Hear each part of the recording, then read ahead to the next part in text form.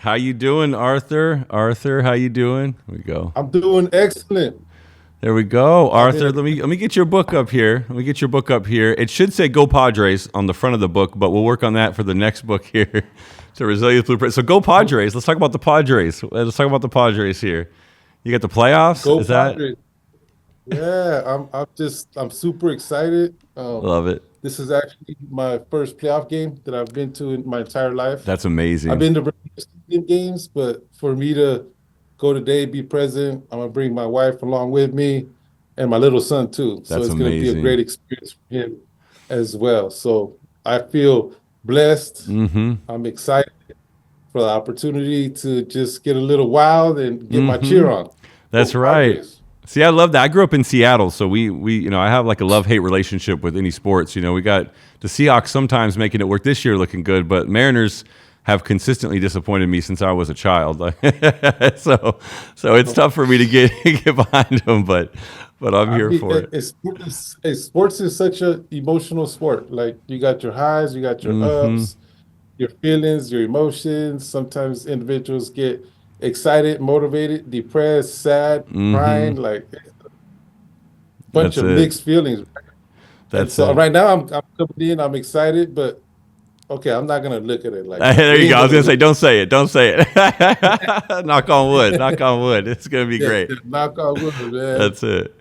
So let's talk about it. So I know you're excited. And this is a beautiful thing that you get to do and experience with your family. Let's talk about the journey that got you to here. What's your kind of your past, your history, what led you to where you are right now, and then we can talk about your book and the movement and everything you have going on. But yeah, I'd love to just dive a little deeper about you for the audience who doesn't know you yet. Most definitely. And so my name is Arthur Soriano, founder, CEO of Youth Empowerment. I spent over 23 years of incarceration, experienced system-induced trauma and inhumane isolation torture. It all started with childhood traumas, the Mm, impacts of traumas, the causative factors that contributed to my behaviors. I could talk about it freely now because I've worked on myself, the mm, process, the the poverty, the singleness, fatherless home, the family sexual abuse that I experienced, going into the school system, they didn't know how to support me. My mm, mother didn't know how to support me because I had this anger boiled up in me. So in that process, I wanted a sense of belonging. mm, I was born in New York, the Bronx, uh, went to Alaska for 2, 3 years. Then from there, my mom and we moved here to East San Diego, City Heights in San Diego. And so I was a latchkey kid. My mm-hmm, mother worked 2 jobs, cleaning homes, and she was trying to provide.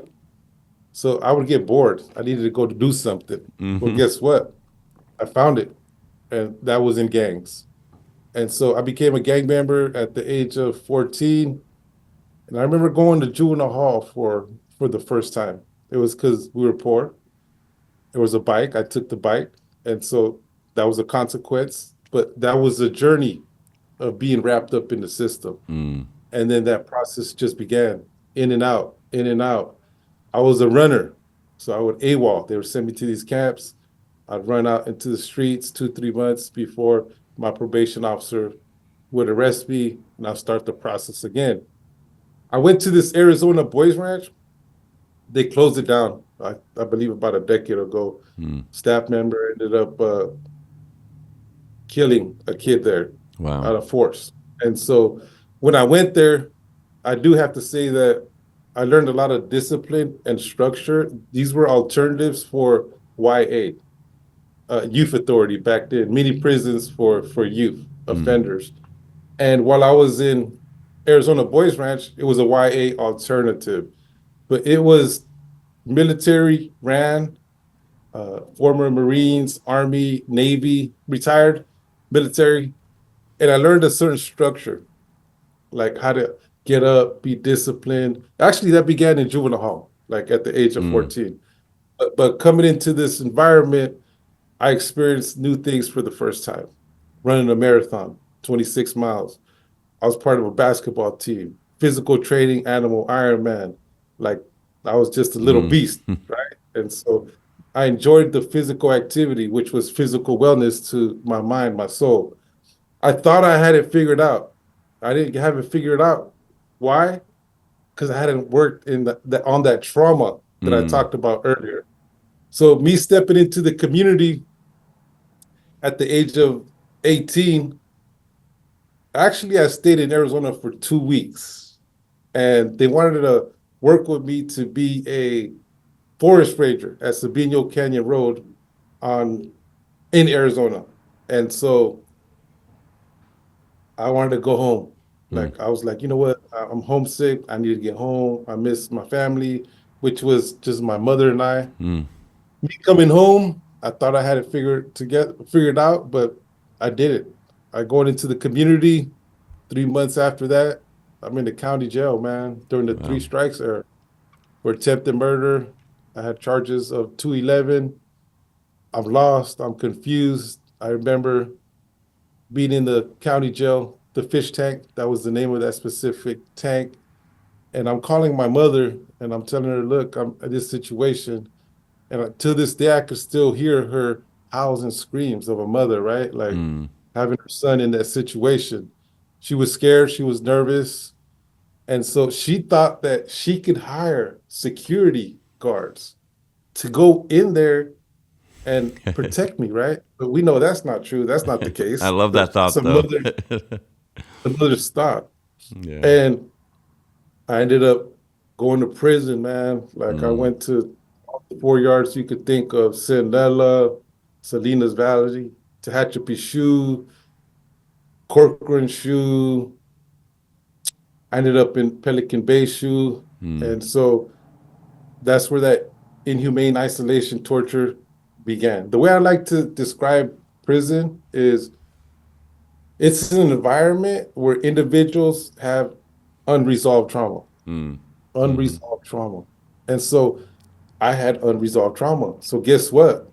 While I was in there, like my anger led to violence. Mm-hmm. My resentment and all the trauma that I've been through led me to coping with drugs, alcohol. And so that's the way I knew how to cope. That's the only way I knew how to cope. And so now things have changed a bit, but me being in that environment, I never received a resource. And what I say about resource is evidence-based curriculum, personal development, self-help classes, because I was in the institutions of being a threat to the general population. So I was Mm. in these shoes. But I did get access to go to Lassen Coastline Community College. And there I received my AA, but there was a limit. There I couldn't do no more. Wow. And so when I re-entered back into the community, I didn't have a resource. I went back to my old ways, Mm-hmm. my stinking thinking, my criminal addictive behaviors, my mentality, because that's all I knew. That's Mm-hmm. all I knew. So coming out into the community, I had many struggles in and out, trying to figure out my process. Loving mother, always there, supported. But guess what? That loving mother that was cleaning two homes, now she moved up on life. Now she created a nonprofit. So she's to Amazing. house individuals with mental disabilities. She had a probation county contract, the reentry population. So guess who was watching her all the time? I was. Mm-hmm. Like my mom's being a role model. She's doing the right thing and she's being successful at it. And just watching how she moves and grooves and communicates, all that, like I was taking that in. This last time I went in, I remember going into the institution and something like just hit me, man. Like I was like, you know what? I can't live like this. Mm. Not no more. Not in this cell. And I looked at the four walls and I remember having a little window seeing out to a TV. And I'm like, this is not the life I want to live. Right. And I made that decision. You know what? I'm not coming back. But that's a famous line right there. I'm not coming back for a Right. lot of individuals, but they end up coming back. Mm-hmm. And so judge struck my strike, gave me 16 months. the best 16 months I could have ever received. I ended up going back to Corcoran Shoe during the hunger strikes. This is like 11, 12 years ago. And I seen all the races come together, white, black, Latino, and it was a hunger strike amongst the whole group in prison to abandon the segregated housing units. For the individuals that are in them units, that they get access to go into the yards and get that fresh air, get that light. And so there was this collaboration because prison is like it's racial in there. Mm-hmm. So things are like changing. So I ended up going to Corcoran Shoe my last 3 months. People always ask me like, where did your mentorship begin? It began in there. The last 3 months, I talked to a lot of lifers, and they were like, "What the hell's wrong with you, man? Like, you're in and out, in and out. Like, if I was given that opportunity, I would take advantage of it. I Mm. would go out, start a business. I would go to church. I'd be there for my family. I'd be there for my kids. I'd be a different example." And so I was like, just things just started clicking. And so I re-entered back into the community, and I had a cool probation officer, man, Mr. John McCartney. And he's like, look, give me 6 months clean, and I'm gonna get you off this system. But in the meantime, you're gonna be mandated 8 classes a week. Mm. Self-help, criminal addictive thinking, CBT, cognitive behavioral therapy, your personal development. And at first I was like, oh man, I gotta do some classes. Mm. He's like, this is the plan. So I went with the plan. And I just started embracing it, started getting all kinds of certificate. I was enjoying it, learning it, and just being a part of it, really understanding my thought process and my quick excitement, not blaming system, but taking responsibility for my own Mm-hmm. actions, the criminal mentality that goes to that process. And after 6 months, I was off the system, man. It's After amazing. 23 years, I was excited. Moms was excited. I had gained the trust back within her, my sisters, the family. And it felt great. I was on this cloud nine, just doing work on myself. And an unfortunate incident, my stepson, he's in the hospital. He got into a fight. So he got the short end of the stick that day. Nothing major, just he was there. And there was this police officer that was talking to him. And he was telling them about a resource at a police department. And I was just listening to him. But this officer sounded pretty cool, right? And so I let him talk 5 minutes. Then I told him my story. I'm just out, I'm on probation. So he invited us to a program at the Mid City Police Department. And so that was uncomfortable. Like you know what I mean? I, Yeah. I look at my wife and I tell her, you know what? If we go just for the sake of like our son, like that's all we want in return. Mm. We went, and I remember my nervous system going haywire because I'd been there before on other terms. Right. Right. Yeah. So now going through that process, I remember going through the stairs to the first floor, and I seen the officer, this lady, Dana Brown, with blonde hair, blue eyes. Mm-hmm. She just embraced me, man. And there was 10 youth there. And so I just start volunteering every Thursday, every Thursday, every Thursday. 3 months into that, she starts taking me to like schools, meeting with principals. What's the problems? What's the need? How can we help support? So I'm learning all these like activities. And so I'm a former gang leader from in prison. Mm-hmm. And so there's a lot of skills that I learned from being in there. And so I use that, transfer them skills to now something good, some positive, something that's not manipulated, like doing the right thing when no one's looking. And so that was my journey, man. Like for 3 years, we volunteered. Our office was at Terrelta Park, and we engaged with community. Used to have 150 people out there, community, So cool. no funding attached, just giving, giving, giving, and put the nonprofit together that by the third year, we didn't have to ask for funding or contracts. They just like came our way. And so now we're going on a decade that youth So empowerment amazing. was founded. Yeah, we a staff of 22, six subcontractors, and have several contracts with the state, county, federal, foundational, and we work with parents. We work in the school system, San Diego Unified School District, doing everything in our power to dismantle the school to prison pipeline.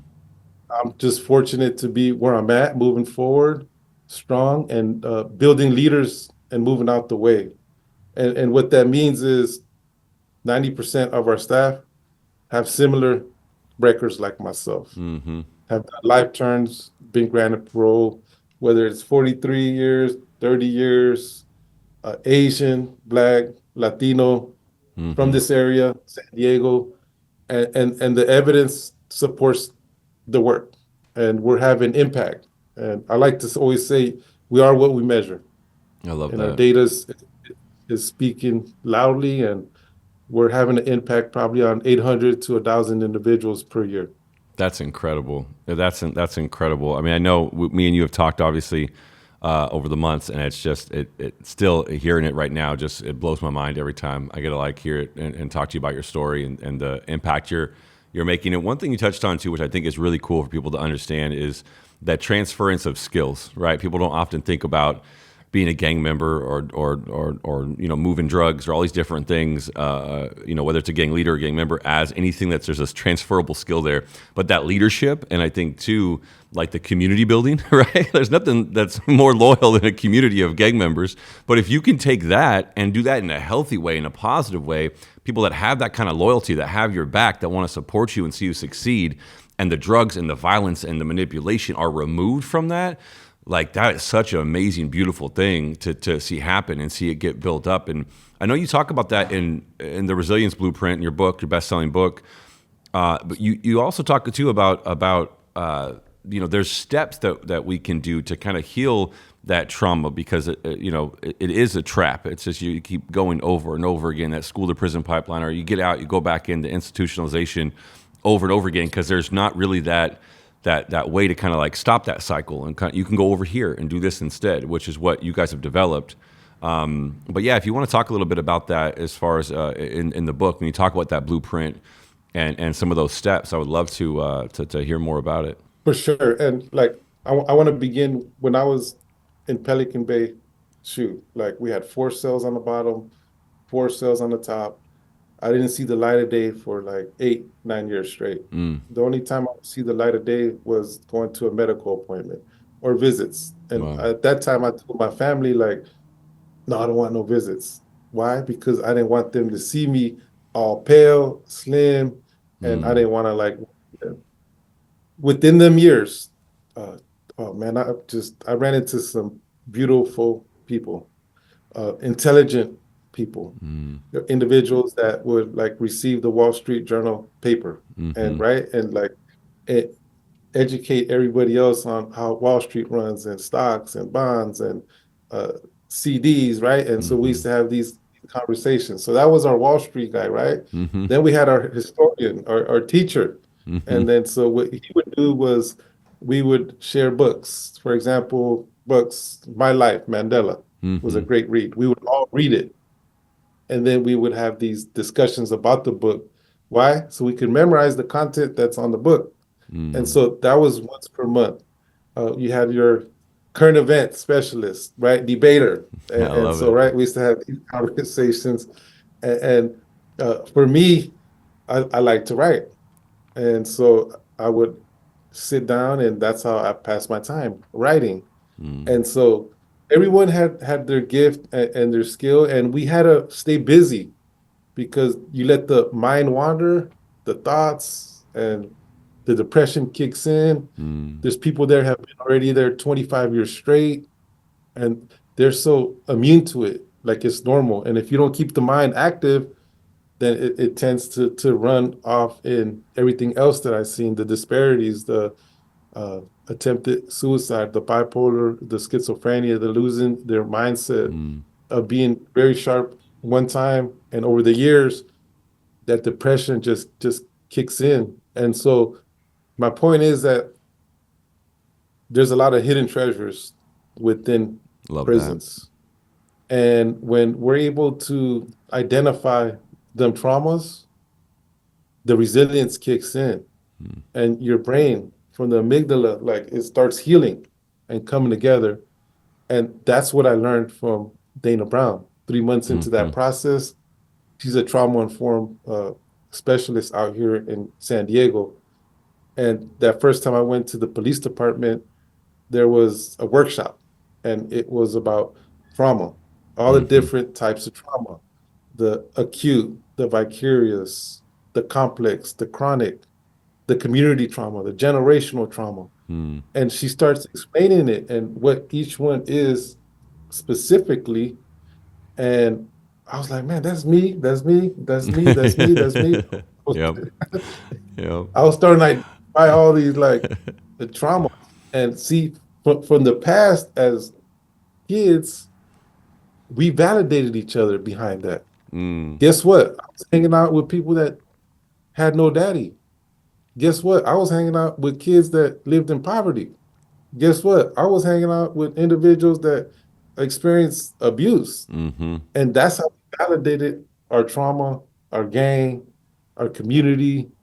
And so here at Youth Empowerment, everything that we do, like we need to heal from what transpired from the past. We need to identify that. Fortunately for us, I was kind of like the main wannabe therapist here at the office, but we That's were me able with my to, that's me with my friend group. I play one on TV. but, Sorry. Yeah. but we were able to hire Yeah. a licensed therapist now, Mm-hmm. like look out for our staff. It's Why? amazing. Because they're on the ground. And guess what they're connecting with? All the stories of the abuse. What's happening right now? Now we're really feeling the impacts of COVID-19. Now we're like, it's the repercussion to it. What is that? Kids are starting a lot sooner. The technology, they're using that as a form of gangbanging, bullying, pressuring, the drugs, the fentanyl. It's different times than what it was in the early 1990s compared to now. You could reach somebody with a phone, like quick message, it's out there. So there's these challenges that we're experiencing. And so the mental health has always been on on the rise. Right after COVID-19, it just kept on going up. And so here at Youth Empowerment, what we tell like all our funders, like let's work on what we know best, connect with the kid, the mentorship, the guidance, the evidence-based groups, the things that I learned when I came out. Let us help the healing component. And once they're healed, then you could have the resource. Yep. Once you're healed, you can have the job. Guess what? That person ain't gonna lose the job. Just personally working on themselves. So I'm just fortunate to be surrounded by great staff, great people. We support each other. It's a family environment, family workplace, and we're helping people, but at the same time, community therapy, giving back, is helping ourselves too. Yeah, it's absolutely incredible too. And it's you look at. I was talking to a friend about this in Seattle, where I grew up, and there's a crazy drug problem, the fentanyl, there's the homelessness, all the things. And one of my friends was trying to. They had a church, and they were trying to go around and do the laundry, do food, and it's like the beautiful intentions, but he kept saying, I don't know, I couldn't. Even if we had a way for the sheriff to say, hey, we'll squash whatever your charges are, just so you get in the shelter, so you don't die in the winter, and people would just say, no, I don't want to. He's like, I didn't understand it. He couldn't understand it. He didn't grow up that way. You know this. I grew up in a very similar way. Like I grew up with that trauma. I had to work through that trauma myself, and seeing that kind of violence when I was a kid. People who haven't had that just like, I don't get it. Why don't you want to have a warm place to live, whatever, and get a job and pay bills? And it's like, to someone who is apathetic because they've been beaten up by the system over and over again, they've gotten just destroyed emotionally, mentally, physically, financially, whatever other way. Getting a job and paying bills doesn't sound exciting. That sounds like a trap. That sounds like another kind of prison. It doesn't sound like a joy. No one wants to create a life from that place. And until they can heal that trauma, until they can actually address those issues from childhood and from life, now they can have that sense of like purpose and meaning, and I can have a direction. And now they want to get a job. Now, like you said, if they get a job, they could keep a job because they actually want to go to work. They want to be a productive member of society. And it's that rehabilitation through healing that trauma, through the work you guys are doing with youth empowerment and your book, the Resilience Blueprint, that gives people that kind of opportunity to be able to do that and actually stay with it and grow and build. And shifting that by just one generation, it's millions of people. And I don't think people understand that. Like you have 1,000 people, those 1,000 people in that 1 year, and eventually that 1 month, that ends up being millions of people in the butterfly effect that either aren't hurt or injured or murdered, or their kids get a better life, their grandkids get a better life.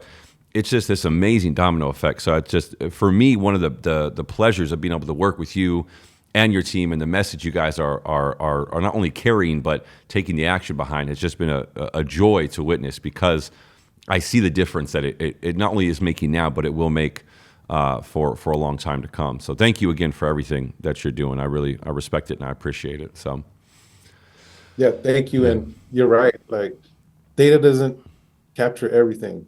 Mm-hmm. Like data doesn't capture the violence that we de-escalated by being out in the community and preventing it. Data doesn't capture like the long term after 10 years, where's Mm-hmm. that kid at? So like now we're capturing that That's because amazing. like we first started this process, we had kids that lost their dad, gun violence, just all the different high level of traumas. And their response was when I would ask them, like, where do you want to be at in 5 years? I want to be in prison. Like, and Mm-hmm. just looking all hard, like, I want to be in prison. Why? My dad was in prison. He was murdered by my homies, and that's where I want to be at. And so it was a process of being there through the journey. And you mentioned earlier, like your friend, he didn't have that lived experience as so it was hard for him to comprehend it. And Mm-hmm. so that's where our value comes in. And we're not saying that we're the only secret sauce because it's a collaborative. We need a Mm-hmm. therapist, we need a working employment opportunity, all resources, right? A Right. wraparound service for the individual. So identifying what that individual wants to do so there's success. Yeah, absolutely. And it's connecting on that level. That's that first step to all the other resources being able to really work. So I know we're coming up on our time. I want to respect your time, but I want to ask two things. One is I know I'm probably horrible to work with, but I want to know how your experience was working with my team, and then I want to yeah, shout out for your book and every link of where to get your book and youth empowerment, and just to connect with you guys, to book you to speak to all the different places. So yeah, so how was the experience working with the team, and besides me, and then and then all the links to find you guys on socials and everywhere else. So Sure. And so the book, I was procrastinating for many years. And so remember, I mentioned I liked to write while I was in prison. And so I already had like content written down, like manuscripts of like a lot of the first 7 chapters, like a lot of it written down. And so when I reentered back into the community, like I want to get to this book, but guess what? It wasn't the right time. Like I needed time to really show what I'm doing for it to have some credibility. And so then I did a short story on a hidden treasures book, and I did it like in 2 months with a lot of, I no, no, hell no, I didn't like the way that looked. And so, and then I got another little editor come in and just I wasn't vibing. Like uh, yeah. it just became a headache time. Like I wasn't connecting. And then I went to LinkedIn, or I received a message from LinkedIn from your partner. I believe his name is Corey too, Yeah, right? also Corey. Yeah, yeah. Yeah, Corey. So he sends you a message, and I'm like, so I'm going through this procrastination, for 10 years, and like, man, you know what? This sounds interesting. And I scheduled a time. That's I awesome. scheduled a meeting to meet. And so it was natural. And then, you know what? I like what this guy's talking about. Let me do some research. And the best advice I could give is you have to invest into your future. You have to invest into your brand. You have to invest into your outcomes. And so I made a decision to make an investment in myself. Like had my savings on the side. I was like, well, all my savings are going to go here. But guess what? What's the outcome of that going to be? Like, what's the outcome of like letting the narrative out of what I do with youth empowerment and also all the consultant work that I do, the speaking engagement, I consult with lawyers. What's that going to help? And so that has been growing in such little time. The resilience blueprint has only been out a month and a half, too. And so it's already getting a lot of attraction. Working with the team was great. Working with Spencer, like having conversations. Even though I had content already done, we went through each chapter and we talked about what could be enhanced, what could be better. And so going through that process and the bullet points for each subject per chapter made a lot of sense to me. At first, it did because I'm Yeah. like, okay, I need to see something, right? Right. Tangible. Yeah. Once I see something tangible, oh, okay, like I'm getting excited. I'm sharing it with the team. Okay, they know what they're doing. Hey, wife, she's like, oh man, you spent all the money. What's the outcome, right? So Exactly. Yeah. she was looking at it, and so yeah, great team, transparent. I recommend Corey and his team to anybody that's attempting to put a book together that may have a book out there already to connect with them and see what they have to offer. And so for me, I'm blessed where I'm at now. I'm very excited about the resilience Yeah. blueprint. The That's first right. 7 chapters are raw and uncut. It's my truth, the old life, and then Yeah. the new life. The next 7 chapters are about the work, the resilience, the healing, how to engage the community. And so what I love about it, it's like a workbook on a how-to, and it has a narrative that's tied to it. So the way that y'all helped me put it together, it's beautiful, it's It's amazing. inspiring. And my purpose is, of course, I have personal goals, but we have a campaign going where we're going to sell what 100 books or 200 books, and my goal is to get these books into institutions, That's whether it's amazing. the juvenile the adult system, so that they could see it, be inspired, and create a movement of their own, man. Like start healing from That's all that amazing. trauma and just become productive members in the community. So the resilience blueprint, it's on Amazon. If the resilience blueprint doesn't come on, just put Arthur Soriano, then you'll see it. My website is youthem.sd.org. You can connect with us right there through the nonprofit. My email is arthur@youthem.sd.org. Feel free to connect. How can you join the movement? How can we work together, collaborate? I don't discriminate. Don't matter what. If we're doing anything to build a healthy community, I'm in like Flynn. Like, if not, Love it. then we might have a disagreement, and then we might That's right. not work together, and that's That's right. okay. I love it. I love it. Yeah, no, it's amazing. Yeah, you heard him pick up the book, The Resilience Blueprint. It's on Amazon, Barnes and Noble. Check out the Youth Empowerment Movement. Make sure you go to the links. We'll make sure we link them all as well. Yeah, thank you for the kind words as well. And I'm just so excited. I mean, again, we just got the book published launch, but there's even more we'll be doing together as well. More coming. I've already gotten a bunch of different calls from our PR team asking for different interviews for you as well from different places, and it's just the spark of it starting to even blow up even further. So thank you again for the amazing work you're doing, and yeah, I'm looking forward to seeing more where it goes, man. Thank you again. Yeah, and thank you for your time. And I just want to end it on a note where the people that you help and uplift, them in return are going to help and uplift others. And so Corey, like, and his team is helping uplift people through narratives and voices, right? Then you're going to be able to help and uplift others. So thank you for It's everything. amazing. Once Yeah, again, thank you to your team, and let's stay connected and make some movement within San let's Diego, go. California. nationally and around the world. There we go. Let's go. All right. Thank you, brother. Talk soon. Okay, thank you.